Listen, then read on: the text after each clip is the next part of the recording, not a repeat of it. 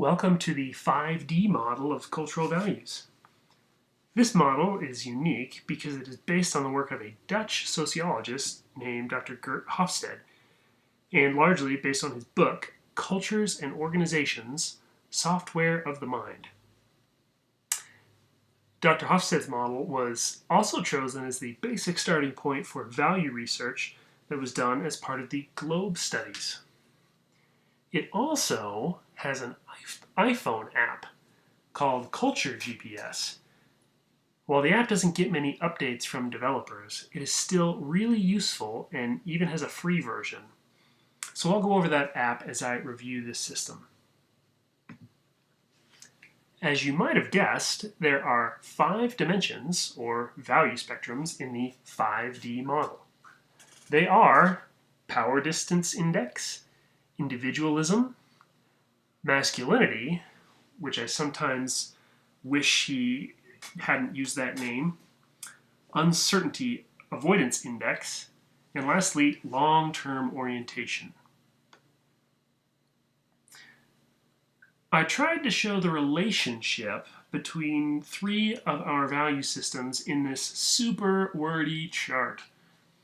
If you are watching this on your cell phone, you probably need to see it on a larger screen before it'll make any sense. And even then, I make no guarantees. I have listed here all the value spectrums for the basic belief system on the left, the CQ system in the middle, and our newest model, the 5D model, on the right. The solid arrows show a strong similarity between individual value spectrums, while the dotted lines show a weaker similarity. This chart demonstrates why it is best to understand another culture's values by using more than just one value system. While each system has obvious overlaps, these similarities are not identical copies, and each system often uses different language to describe the same thing.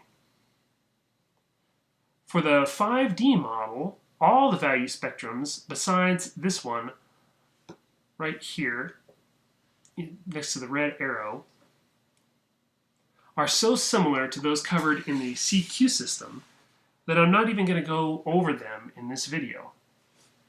But I do want to explain masculinity as a cultural value spectrum.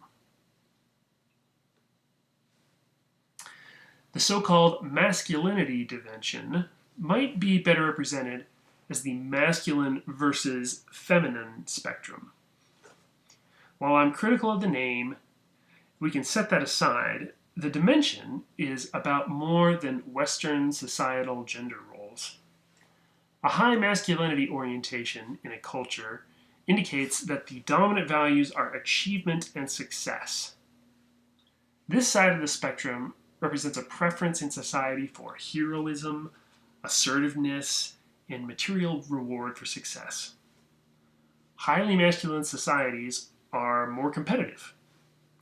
A low masculinity orientation in a culture, also called a feminine orientation, indicates that the dominant values are caring for others and quality of life. This side of the spectrum represents a preference in society for modesty and caring for the weak. Low masculine societies are cooperative and consensus-oriented. Well, the big reason to know about the 5D system is because of the Culture GPS app. The app gives written descriptions for 5 dimensions, which is really helpful to keep on your phones since they can be hard to remember.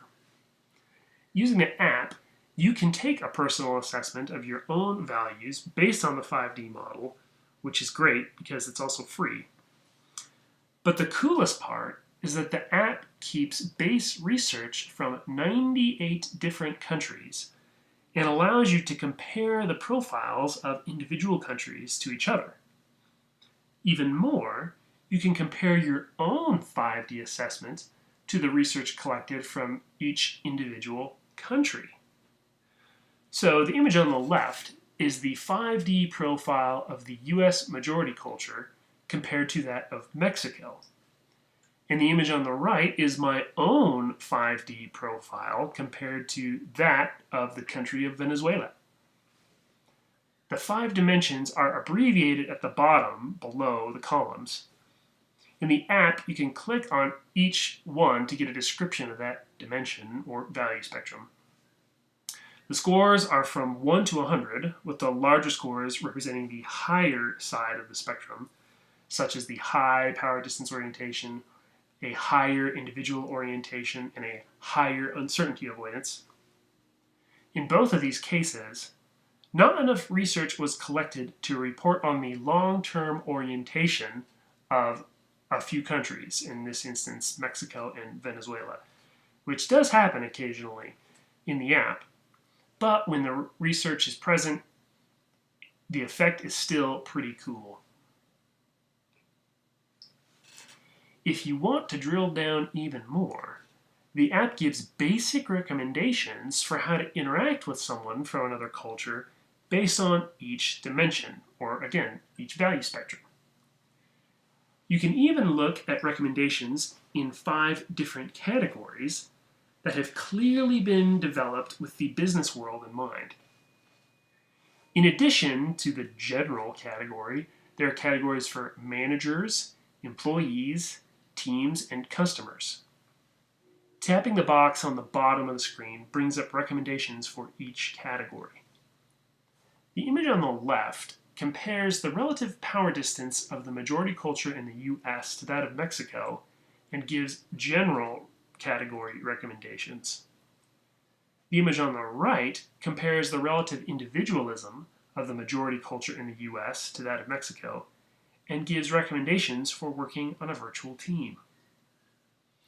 As you can see, or maybe imagine, this can be a really powerful tool, especially if you're interacting with an Hispanic or Latino in your ministry scope whose country of origin you aren't very familiar with. In these instances, rather than generalizing or guessing as to what their values might be, the Culture GPS app gives you some great information as a starting place. And based on whether your interaction context is on a ministry team or from a position of leadership, you might be able to find some more specific recommendations in the categories presented in the app as well.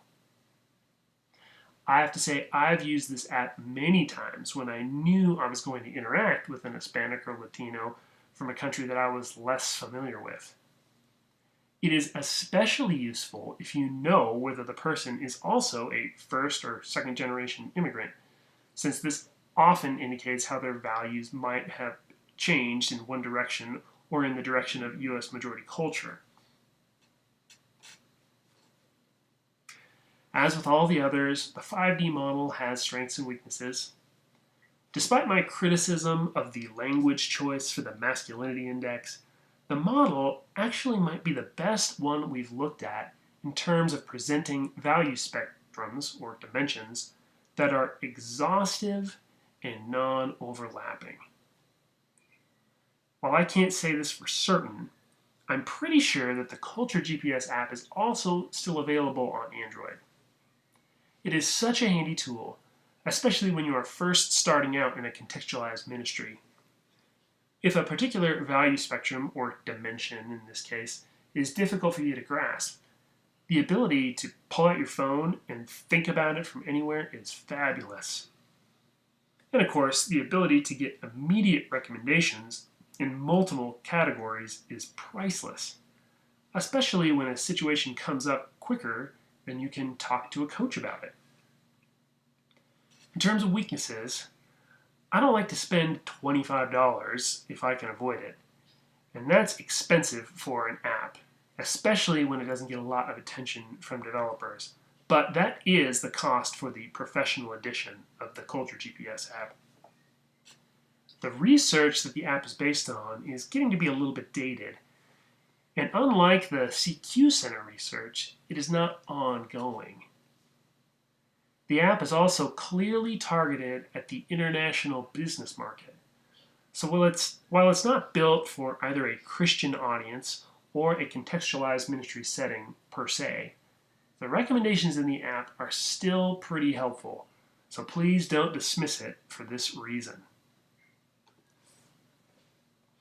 These are the references I used and cited in making this video. Once again, thanks for watching.